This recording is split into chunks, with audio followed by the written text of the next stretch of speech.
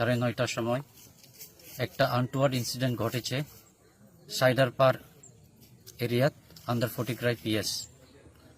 ইনফরমেশনটা পাওয়ার পর quick response from police আমরা এই জায়গাত এসেছি।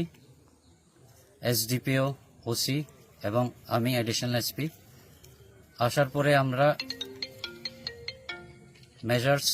প্রিভেন্টিভ মেজার্স লইছি, তারপর প্রিভেন্টিভ অ্যারেস্টও করেছি।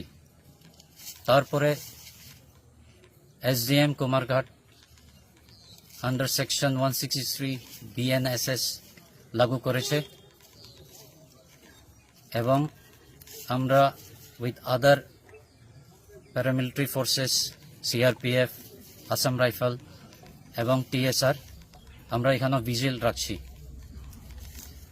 আমাদের শুধু পাবলিকের থেকে একটা অনুরোধ যে ফেক রিউমার্স যাতে স্প্রেড না করে, এবং যারা করে ওনার সঙ্গে কিন্তু আমরা অ্যাজ পার ল অ্যাকশন নিব।